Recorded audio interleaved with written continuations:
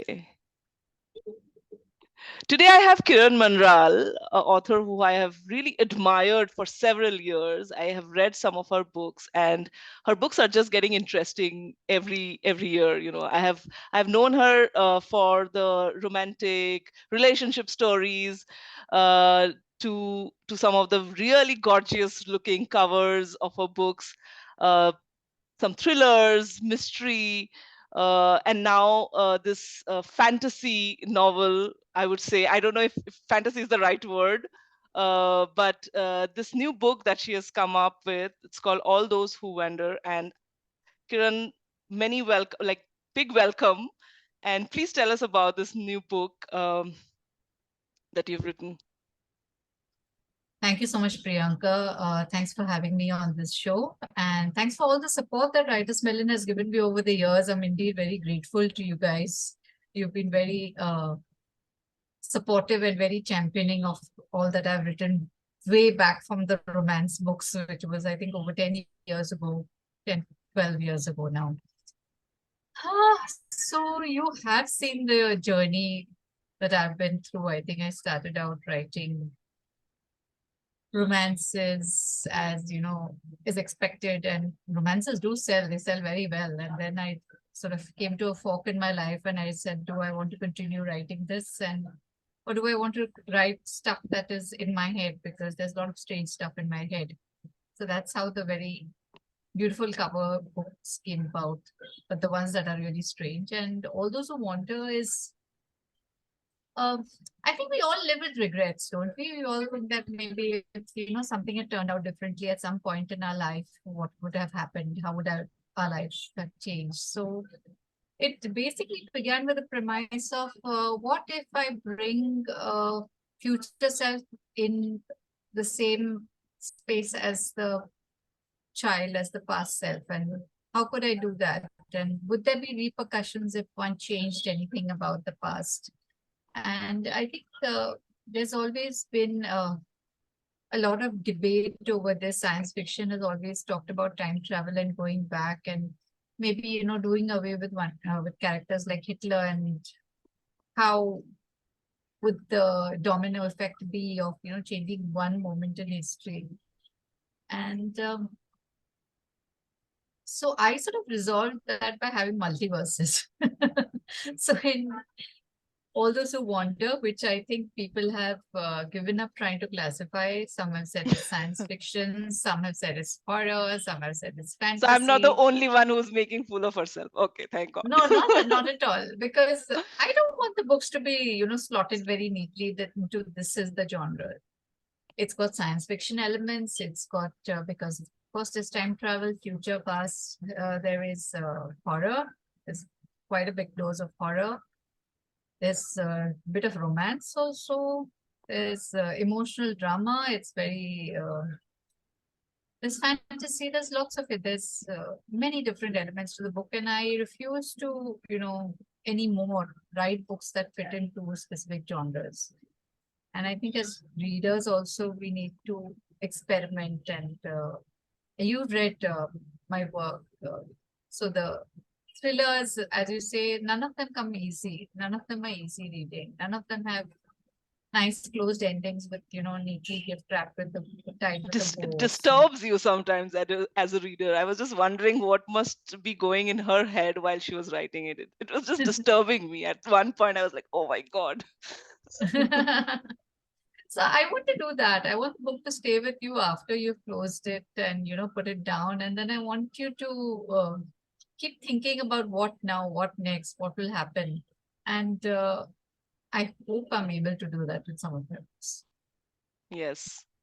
There's this line, thunderclap rent the time the pyre was lit on the television. It was not the time the actual pyre was lit, mind you. The pyre had already been lit earlier, cremation done, mourners dispersed. It was more like a retelecast.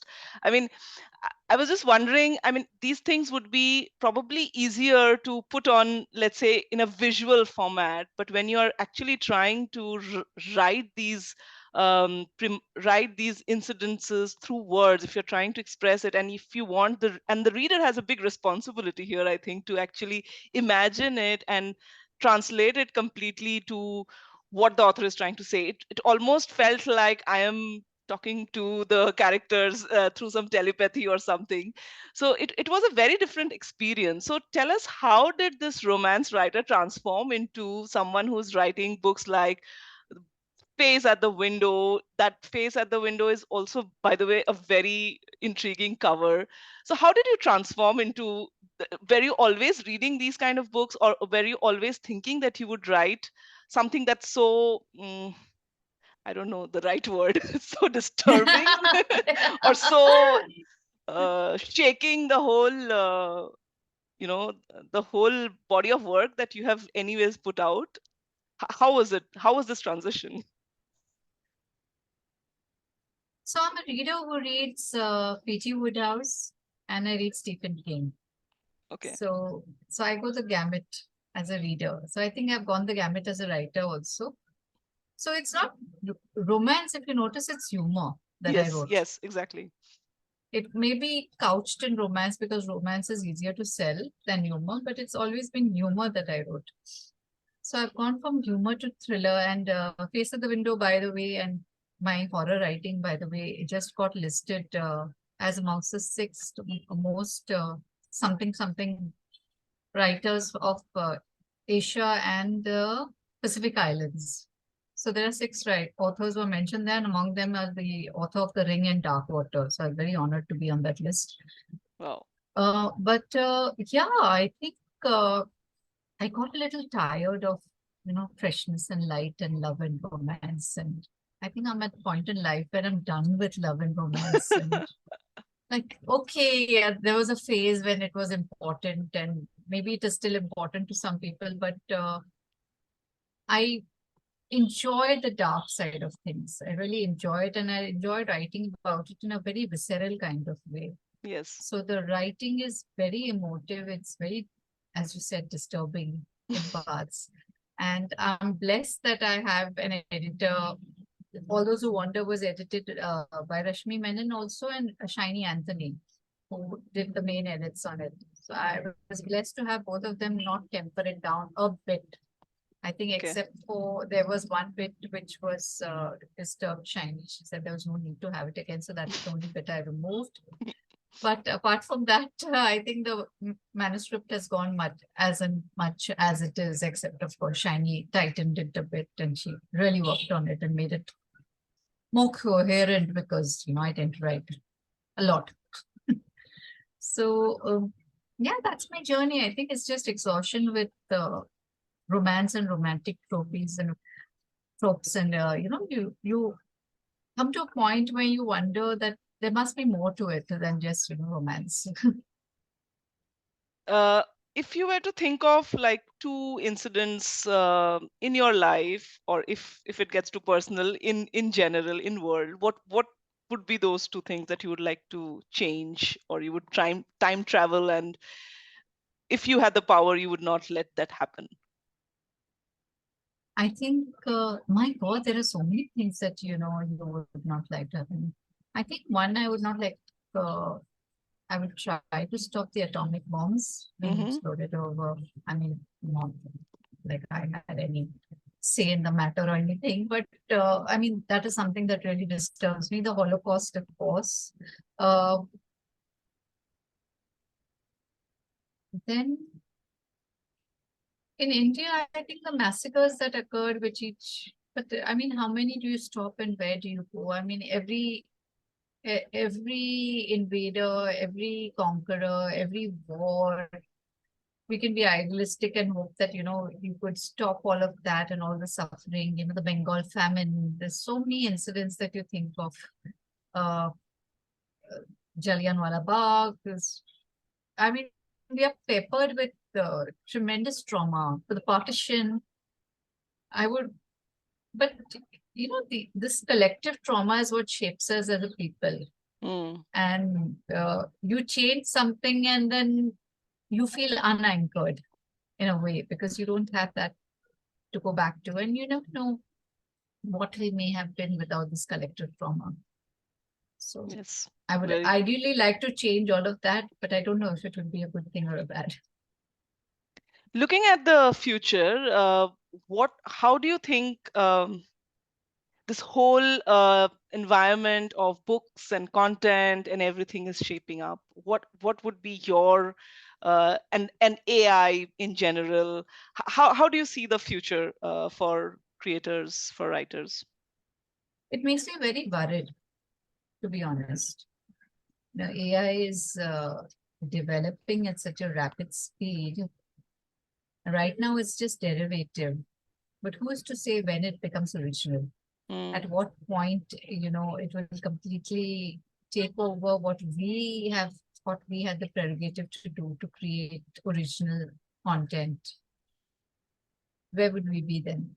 Then you can see, the human experience is unique and you bring the human experience into your writing, but they can see that too. They can scan it. They can, get all of that. I put in a command into the ChatGPT to give me the synopsis with certain elements, a synopsis of a plot.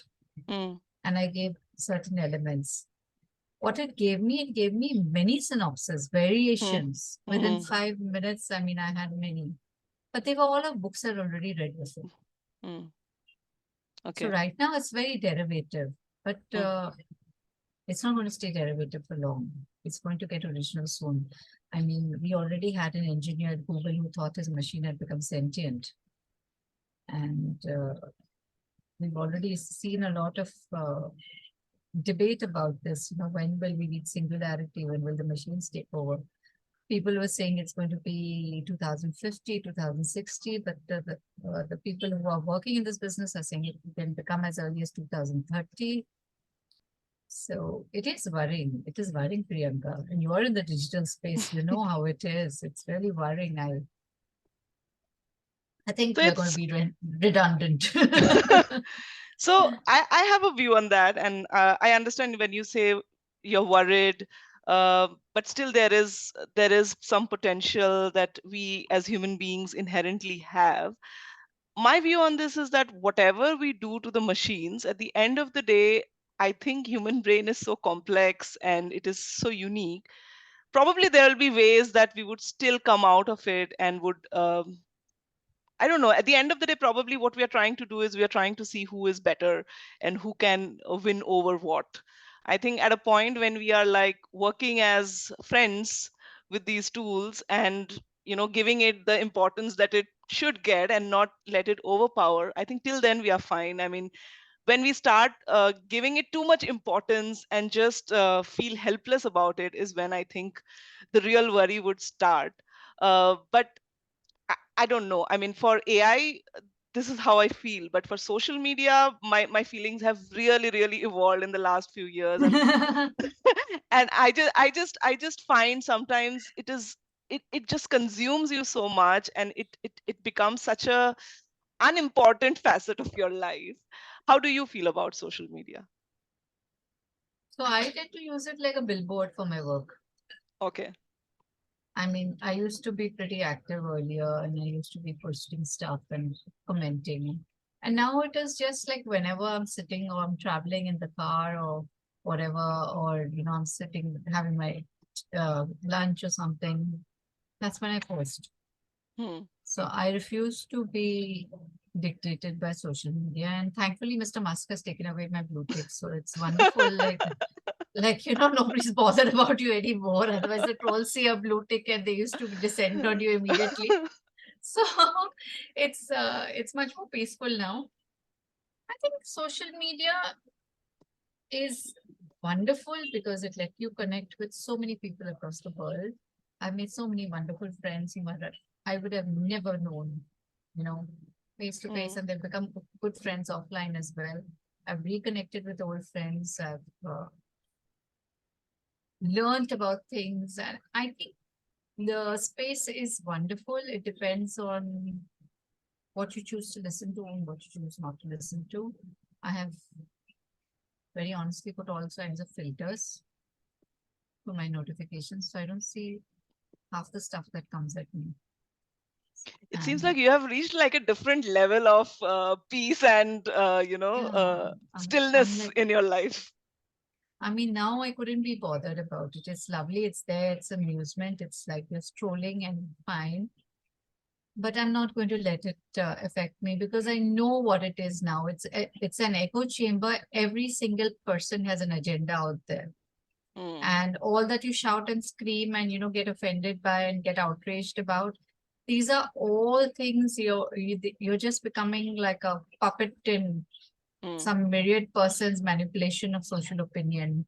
So it's mm. best that you keep your opinions to yourself as much as you can. Anyway, it's not going to change it. But how does, let's say, the failure or success of your book affect you? And I think social media is a big part of that journey, where it does give you some sort of a, let's say, a feeling of being accepted or being rejected. Has it ever happened to you? Has it demotivated you, or has given you a lot of motivation during your whole journey of writing books and See, getting them published? it's very supportive. I mean, there are people who will retweet stuff about your book. There are people who talk about your books, and um, it's nice. People can give you feedback, but nobody reads.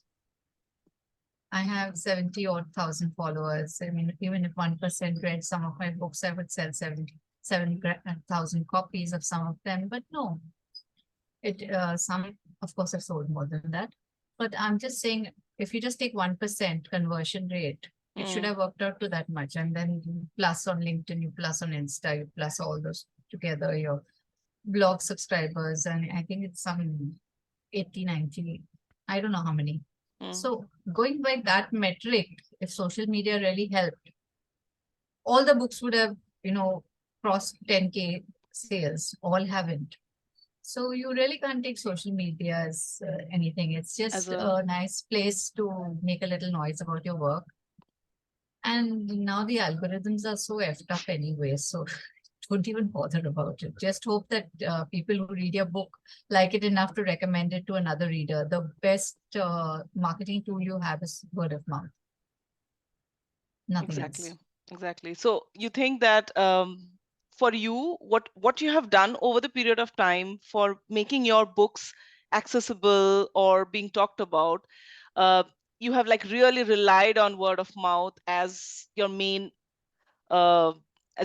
pillar for spreading the Yeah. word about your book. Is there anything else that you would feel that is really important for an author to do, apart from, of course, writing a good book so that the readers come back and read your next one? So, like it is always said, like I also keep saying, the authors, your best marketing for your first book is actually writing the second book, and then writing the third. So what has been like your core focus once you're done with the book, or are you like past that stage where you really think about those things and get into your next book Once I've immediately? done, no, I mean, you're writing a book, it goes to the editor, it's in process. You're not going to sit around waiting for it to come out. So you're already on your next book or your book after that. So there's constantly books being written and different kinds of books. So at any given point, I'm doing a couple of different books at one time. Some may work, some may not work. And when a book comes out, of course, I'm excited and anxious as to what people say. And if it gets a good reception, I'm very thrilled. And if it doesn't, there's another book. Fine. And what have I done to publicize my book? I've just relied on word of mouth and the kindness of strangers. I don't have the money to pump in massive amounts on marketing and publicity. So I have never done that. And I mean, more power to those who can, because it's lovely to, invest in your work and it shows that you believe in your work. And maybe I don't believe in it enough to pump in that much money. I wish, authors made enough money to do that, but no, that doesn't happen. And I'm just very grateful to everyone who's read it and taken the time out to post a review or, to share about it with somebody. That's precious. You write on a lot of platforms, Kiran. Like there are multiple articles, there are multiple subjects that you talk about apart from your books. So, what keeps you going with your writing? Is it just just the process of writing itself, or you are inherently a very curious person who likes to know about a lot of things that's happening around? Uh, if you noticed in the past many months, I've stopped writing everywhere. I don't write anywhere because I have like decided I'm not going to do any free work. And I did write for a couple of places, and I find the attitude very disrespectful towards writers. Okay. So yeah. So it's see, somebody is providing you content Hmm. for a pittance, or sometimes even free of cost. Hmm. So you have to respect that person's time and effort. You think So that's lacking in India, like in general, yeah, the whole yeah, respect for content creators and writers no, in general? yeah, absolutely. I mean, there is this, I think, sense that they're doing you a favor. Hmm.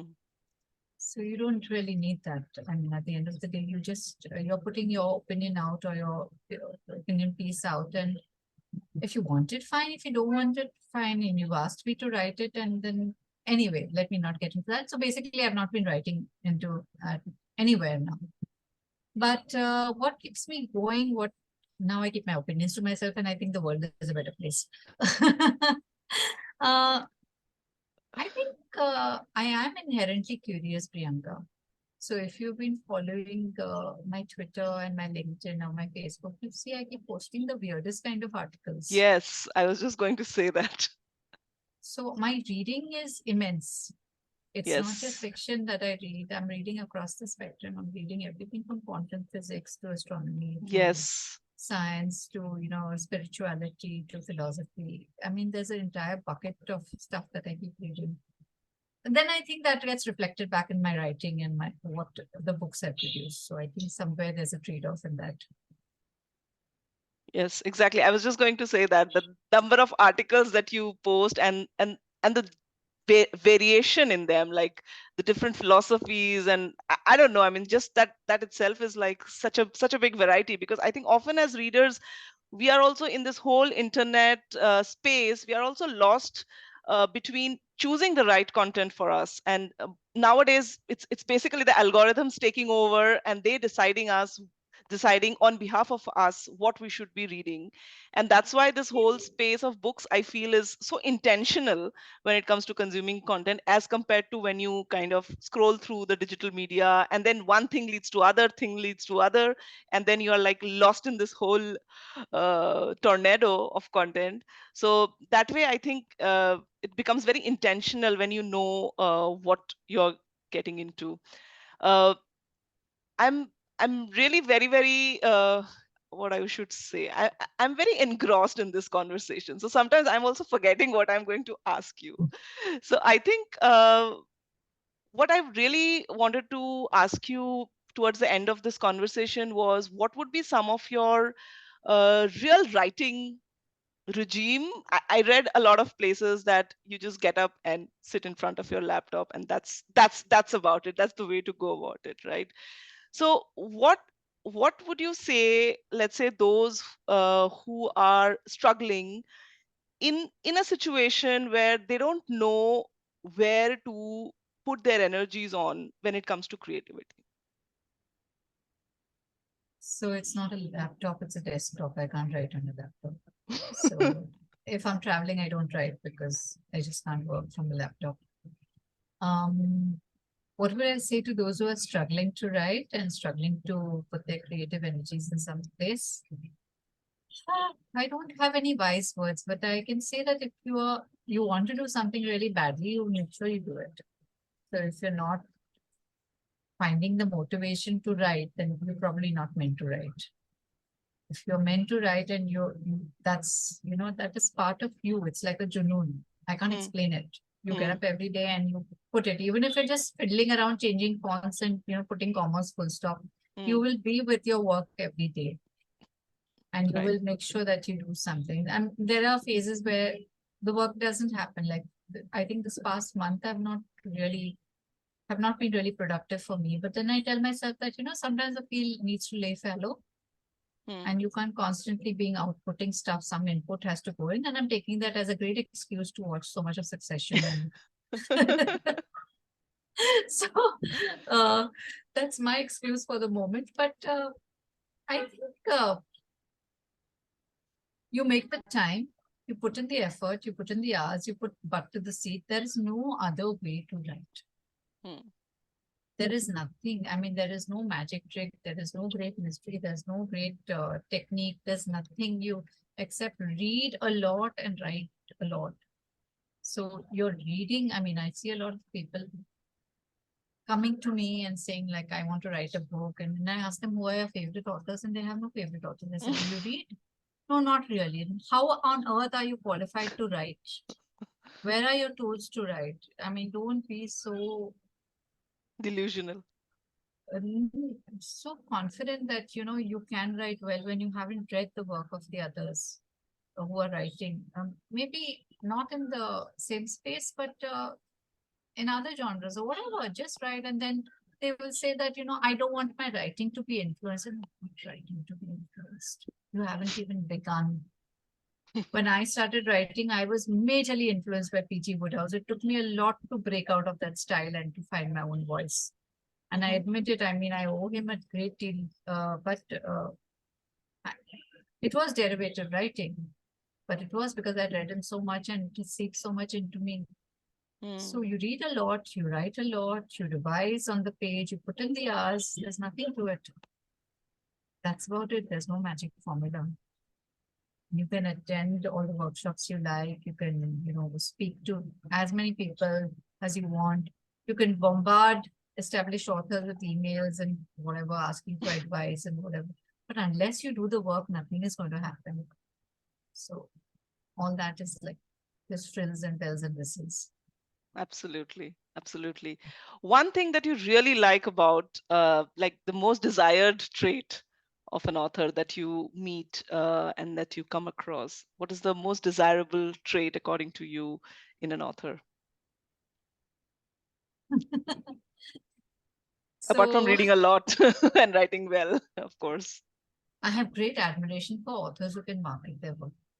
Okay. Great admiration for those who can, you know, really get out there and push their work because I feel very embarrassed to talk about my work. I still like feel apologetic and you know Mm, it's taking me a lot to become a little shameless about it. And I think we need to be shameless about it. So that is one trait I really, really admire. I also admire authors who can stick with one particular genre. mm. Why?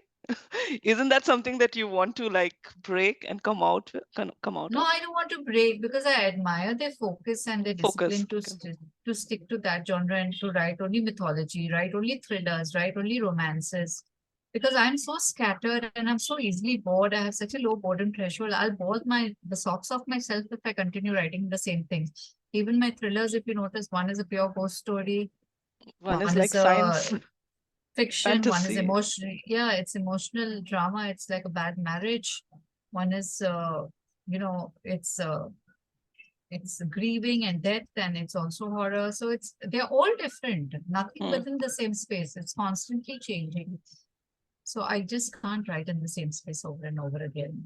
My poor readers, whoever have stuck with me, they don't know what to expect next. So Exactly, exactly. But I think that's one of your strength. You surprise your reader every time, and I look forward to your books, Kiran.